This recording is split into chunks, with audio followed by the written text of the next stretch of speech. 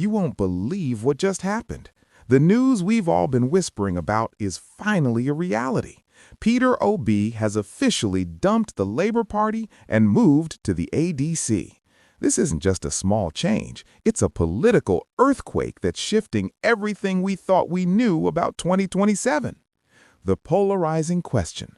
But before we get into the why, I have to ask you something important. Look me in the eye and tell me, do you think Obi made the right choice? Yes or no? Go to the comments right now and drop your answer. I'll be reading them. Why it happened. Keep it simple. So why did he do it? Well, it turns out the internal battles and leadership drama in the Labour Party became too much. Obi said he didn't want to be held back by party politics. He's calling this a rescue mission for Nigeria.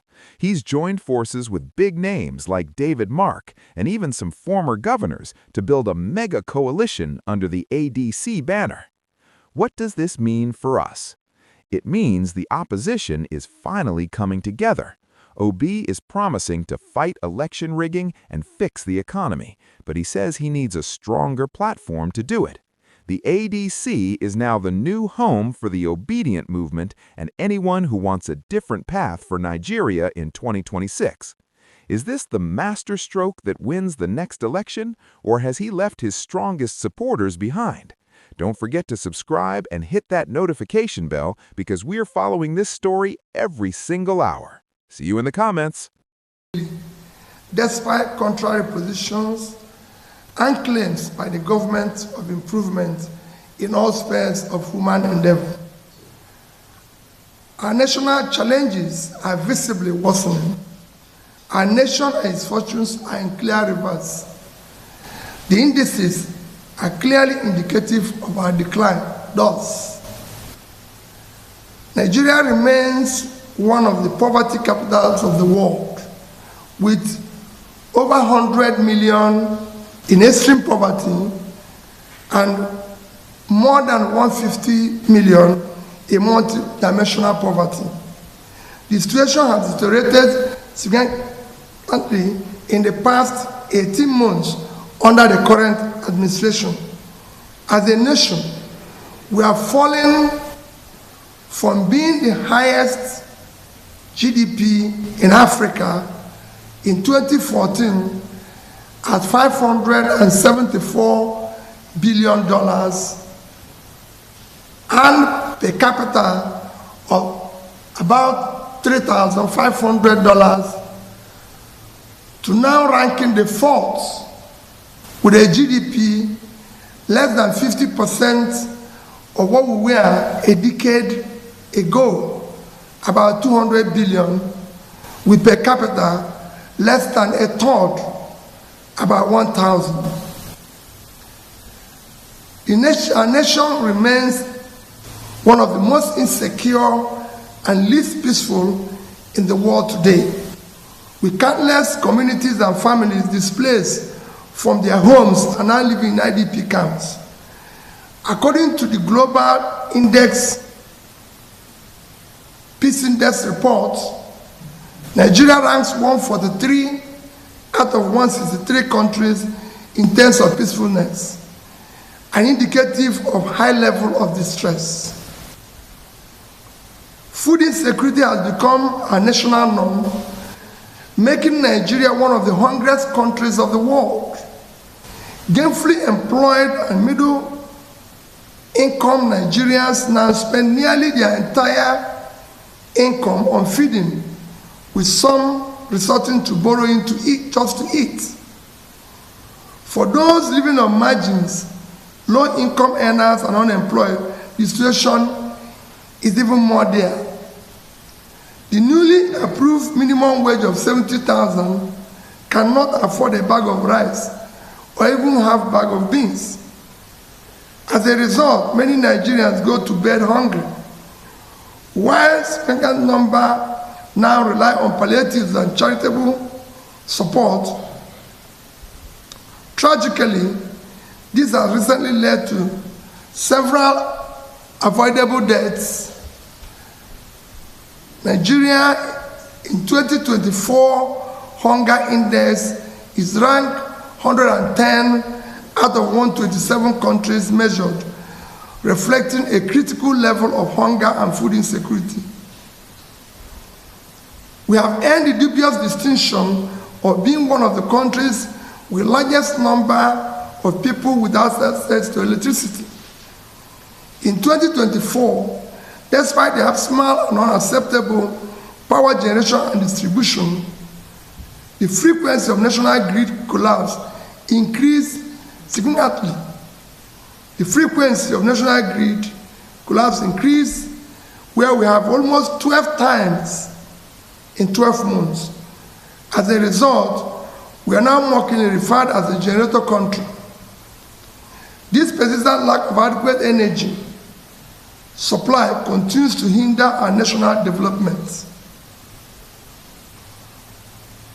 Corruption, official efficiency, fiscal profligacy, and the mismanagement of public resources continue to rise astronomically in our country, spreading across all spheres of government. Similarly, nepotism and disregard for the Constitution, rule of law, and due process have become the norm. Our national debt has risen astronomically from approximately 15 trillion in 2015 to over 100 trillion today. This sharp increase has occurred within the last 18 months under the current administration.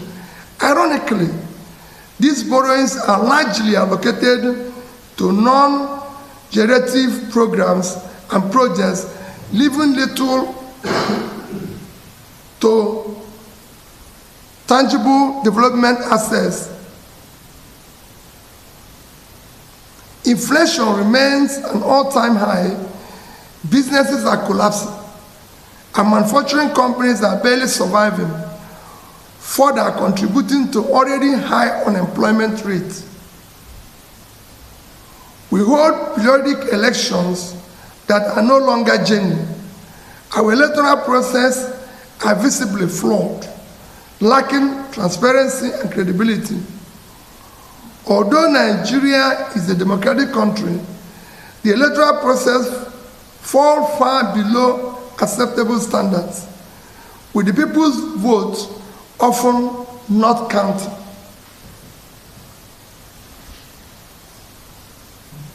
Suggestions on the way forward. From all indication, Nigeria urgently needs selfless and exemplary leadership across the three arms and tiers of government. However, this much-needed exemplary leadership must begin from the top. Since the ultimate responsibility lies with the president, I will direct my attention to him.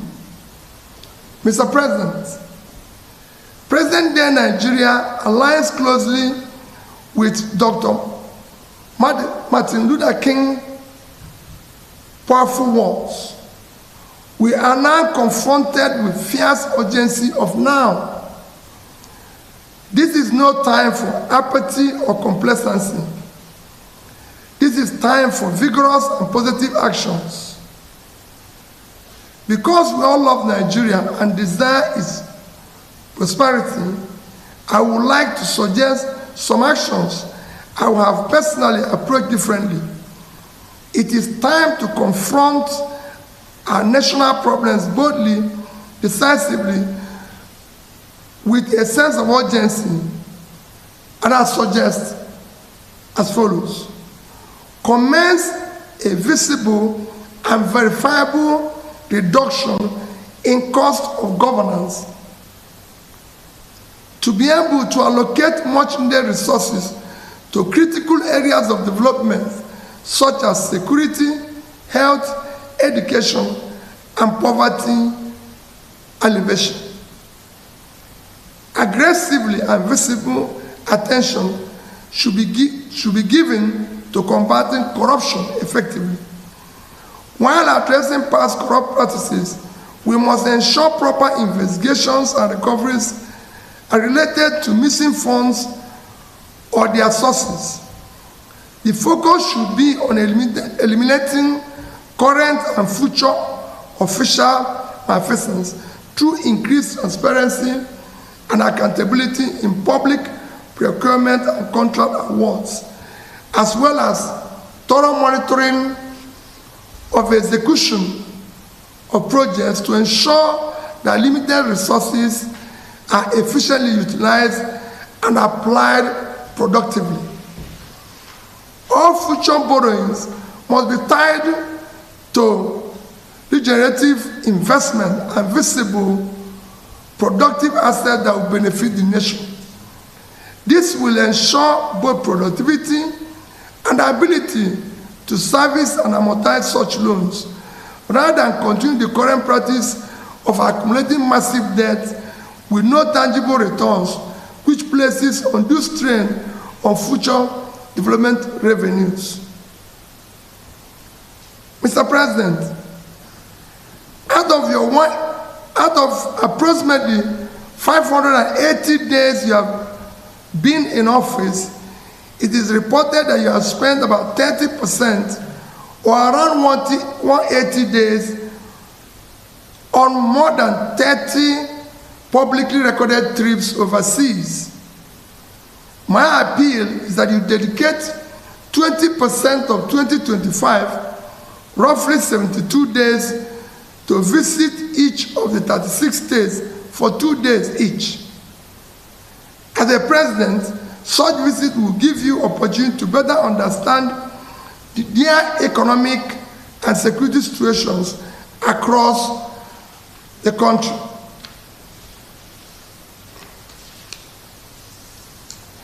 Further, it is time you visit our national hospitals and health facilities.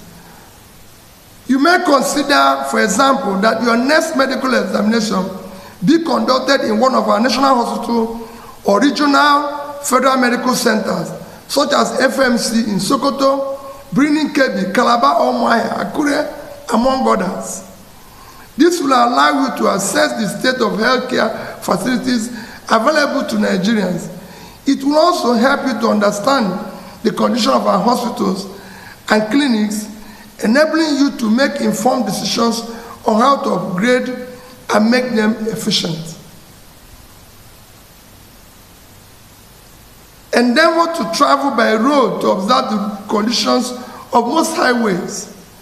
You can take short trips, for example, from Calabar in Cross River State to Uyo in Akwa Ibom, a distance of less than 100 kilometers, or from Benin in Edo to Warri in Delta. I recall taking President Obasanjo on a trip from Awka to Onitsha on the federal highway when I was governor of Anambra State. That journey prompted him to immediately approve reconstruction of parts of the road by Anambra State with subsequent reimbursement by the federal government.